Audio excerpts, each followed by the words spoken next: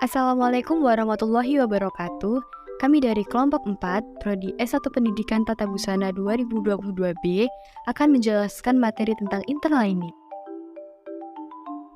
Sebelum memulai penjelasan, perkenalkan kelompok kami yang beranggotakan Nurul Ameliana, Hilal Akmalul Huda, Joy Kezia Hutapea, Indah Juliana Sinaga, dan Fadila Noviantika. Dalam dunia tekstil, mungkin kita pernah mendengar istilah interlining. Sebenarnya, apa sih interlining itu? Nah, interlining adalah bahan yang ditempatkan di antara lapisan kain luar dan kain dalam untuk memberikan kekakuan, ketebalan, dan kekuatan pada pakaian atau tekstil lainnya. Fungsi utama interlining adalah untuk memperbaiki struktur kain luar, memberikan kekakuan, serta meningkatkan ketahanan dan daya tahan. Jadi, interlining adalah lapisan yang berada di antara kain luar dan kain dalam sebagai penghangat dan membentuk ketebalan. Setelah mengetahui apa itu interlining, selanjutnya adalah jenis-jenis interlining. Yang pertama adalah fusible interfacing. Interfacing jenis ini memiliki lapisan lem yang dapat menempel pada kain melalui pemanasan. Cara pemasangannya yang mudah dan cepat membuat jenis interlining ini menjadi yang paling umum digunakan. Terdapat beberapa jenis fusible interfacing, seperti interfacing ringan, medium, dan berat, sesuai dengan kebutuhan proyek. Yang kedua adalah sew-in interfacing. Interfacing ini ditanamkan pada kain menggunakan jahitan. Teknik ini memberikan kakuan yang tahan lama pada kain. Interfacing ini lebih cocok digunakan untuk proyek pakaian yang memerlukan ketahanan lebih lama. Yang ketiga adalah knit interfacing. Interfacing jenis ini terbuat dari bahan trikot yang elastis dan memberikan kekakuan yang lebih ringan pada kain. Interfacing ini cocok digunakan pada proyek pakaian yang lebih tipis dan elastis. Non-woven interfacing. Interfacing jenis ini terbuat dari serat sintetis yang disatukan secara kimia dan mekanis, sehingga memberikan kekakuan dan ketebalan yang baik pada kain. Woven interfacing.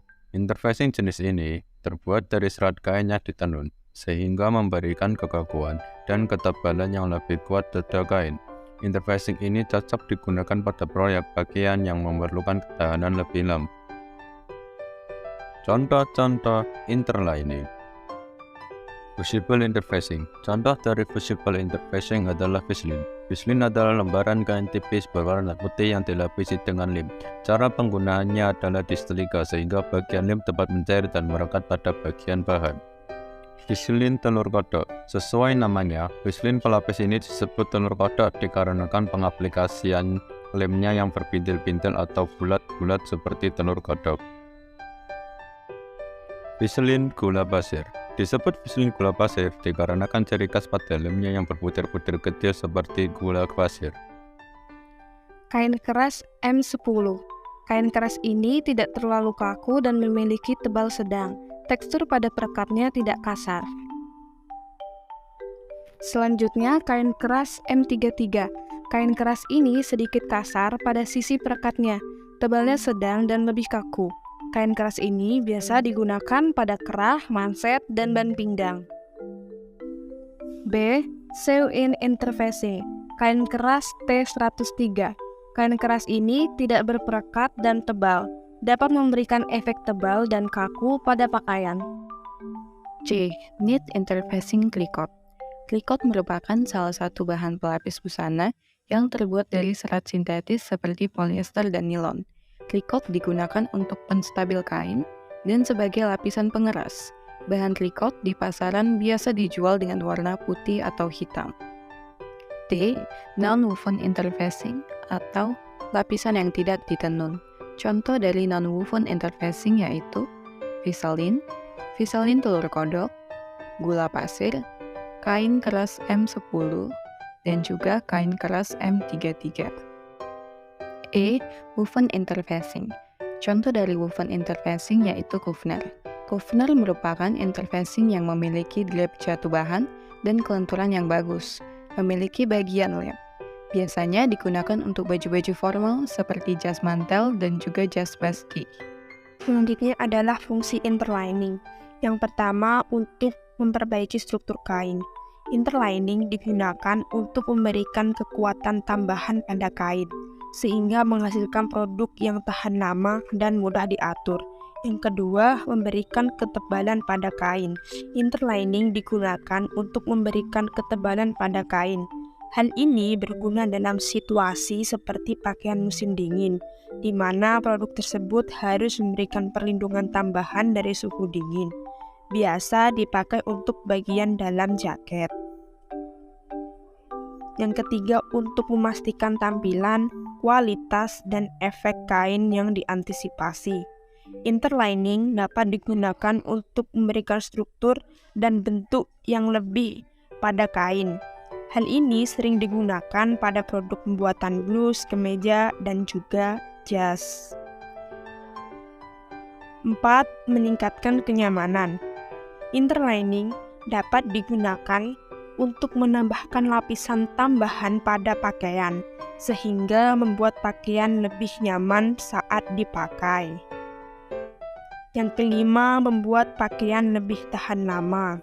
Interlining dapat membantu membuat pakaian lebih tahan lama dengan memberikan dukungan tambahan pada bagian yang rentan robek atau aus.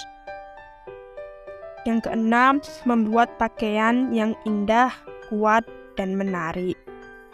Kemudian yang terakhir atau yang ketujuh yaitu untuk meningkatkan kinerja garment.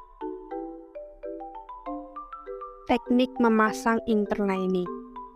Yang pertama, metode berekatan. Interlining jenis fusible dapat dipasang dengan cara ditempelkan pada kain menggunakan panas dari setrika. Perhatikan suhu setrika yang digunakan agar interlining dapat menempel dengan sempurna. Yang kedua, metode jahitan. Interlining jenis sew-in dapat dipasang dengan cara dijahit menggunakan benang dan jarum. Pastikan interlining diletakkan di atas kain yang dijahit dan dijahitkan dengan jarak 3-4 mm dari tepi kain. Untuk mendapatkan hasil yang rapi, gunakan benang yang sama dengan warna kain bahan luar. Yang ketiga, kombinasi metode perekatan dan jahitan. Beberapa proyek pakaian atau tekstil dapat menggunakan kombinasi metode perekatan dan juga jahitan ini. Karena cara ini dapat meningkatkan kekuatan interlining pada bagian luar pakaian. Yang terakhir, contoh penggunaan interlining. Gambar pertama, manset. Interlining dapat ditempatkan di dalam manset untuk memberikan kekakuan dan mempermudah proses penyelesaian bagian manset. Yang kedua, kerah dan saku. Fungsi interlining pada kerah yaitu memberikan dukungan dan stabilitas pada kerah sehingga kerah tidak mudah melipat atau bergelombang. Fungsi interlining pada saku yaitu memberikan kekakuan dan mempertahankan bentuk saku. Dan yang terakhir yaitu proses pemasangan interlining pada seluruh bagian busana, misalnya dalam pembuatan jas atau blazer. Hal ini dapat memberikan kekakuan pada bahan utama jas atau blazer tersebut. Sekian video dari kami, semoga bermanfaat. Terima kasih, jangan lupa subscribe.